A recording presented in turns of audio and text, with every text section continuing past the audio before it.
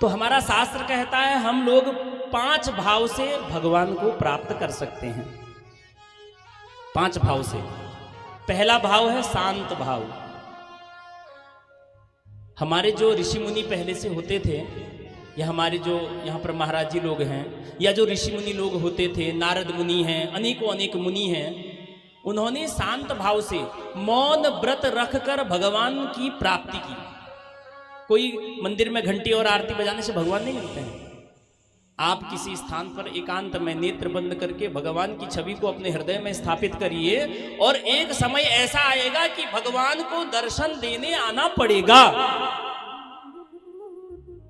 ये कौन सा भाव है? शांत भाव। एकदम मौन हो जाइए, ना आरती गाइए, ना कीर्तन गाइए, ना कोई चौपाई गाइए, ना कोई भजन गाइए, ना मंत्र बोलिए, केवल शांत हो जाइए और मेडिटेशन करिए, आध्यात्म की ओर बढ़िए, भगवान की छवि को अपने हृदय में स्थापित करिए। एक ना एक दिन ऐसा आएगा कि भगवान को दर्शन देने आना पड़ेगा। मौन रहकर भी भगवान को पाया जा सकता है। समझ रहे? तो पहला भाव है शांत भाव। दूसरा भाव क्या है? दास का भाव। अच्छा ये बताइए कि भगवान के दास कौन हैं? सच्चे दास। दास तो बहुत हैं, हम भी दास हैं, आप भी दास हैं, लेकिन ऐसा कौन दास हुआ इस संसार में जिसने भगवान की दासत्व भाव से भक्ति की? कौन? हनुमान जी महाराज। हनुमान जी महाराज ने कभी राम जी को भगवान नहीं समझा। अगर हनुमान जी भगवान समझ के पूजन करते तो हो सकता है उनको भगवान के राम जी अपना स्वरूप नहीं दिखाते।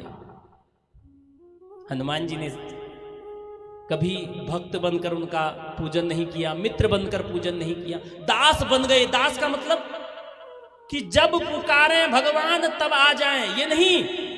पुकारने से पहले हनुमान जी ने सोचा कब मेरे प्रभु मुझे बुलाएं, मैं उनकी सेवा करना चाहता हूं। राम जी बाद में बुलाते हैं, लेकिन हनुमान जी पहले पहुंच जाते हैं। इसे कहते हैं दासत्व भाव। तो भक्त को दास बन जाना चाहिए। तीसरा भाव बताया सख्य भाव। सख्य का मतलब होता है सखा। क्या होता है? सखा, मित्र।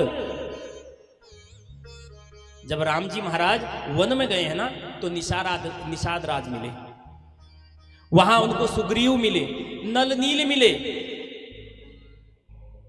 उन्होंने सखा का भाव रखा और अपना मित्र समझा भगवान को। उन्होंने भगवान को भगवान नहीं समझा, राम नहीं समझा, राजा समझ के उनका पूजन, उनका ध्यान नहीं किया या उनकी सहायता नहीं की, मित्र बना लिया भगवान को। हम और आप भी अगर भगवान से मित्रता कर लें, सुख और दुख भगवान के चरणों में डाल दें, अवश्य एक दिन ऐसा आएगा कि आपके दुख को भगवान अवश्य सुनेंगे, भगवती अवश्य सुनेगी। इसे कहते हैं सख्य भाव। चौथा भाव है वात्सल्य भाव। एक मां का अपने पुत्र के साथ जो भाव होता है, वो भक्त का भाव भगवान से हो जाए तो भगवान को दर्शन देने आना पड़ेगा। यशोदा मैया ने, वसुदेव भगवान ने कभी भी भगवान श्री कृष्ण को भगवान नहीं समझा। अपना पुत्र,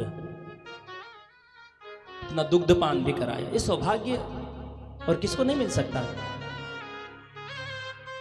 देवकी मैया ने, यशोदा मैया ने भगवान श्री कृष्ण को अपनी गोदी में बैठाकर अपने स्तनपान कराया, दुग्धपान कराया। कौशल्या मैया ने राम जी को अपना दुग्धपान कराया। वो भगवान थे। अगर भगवान समझकर उनको अपने गोदी में रखते तो हो सकता नहीं रख सकते। तो भगवान को अपना पुत्र मान लीजिए, बेटा मान लीजिए, और भगवान की भक्ति अपना बेटा समझ के करिए, वात्सल्य भाव से करिए, तो गारंटी देता हूं अवश्य आज नहीं तो कल भगवान को पृथ्वी पे आपको दर्शन देने आना पड़ेगा। यह है वात्सल्य भाव। पांचवा भाव हमारे संत महाराज कहते हैं कि अगर माधुर्य, मधुरता का भाव, जैसे सुदामा जी ने भगवान श्री कृष्ण को मित्र तो माना, लेकिन मित्र के बाद माधुर्य का भाव, मधुरता का भाव रखा। सीदामा जी ने भगवान श्री कृष्ण से मित्रता की, अर्जुन ने भगवान श्री कृष्ण से माधुर्य का भाव रखा, एक मधुरता का भाव हुआ। कोई भी बात होती तो अर्जुन दौड़ के जाते, भगवान श्री कृष्ण से प्रेरणा लेते। अर्जुन सुख और दुख में भगवान श्री कृष्ण की शरण में जाते। वो माधुर्य का भाव है, मधुरता का भाव है। इस प्रकार अगर शांत भाव, दास का भाव, वात्सल्य भाव, सख्य भाव, माधुर्य भाव से अगर भगवान की सेवा अगर आप लोग कर लेना, हम लोग कर लेना, सही बताएं तो भगवान को दर्शन देने आना पड़ेगा।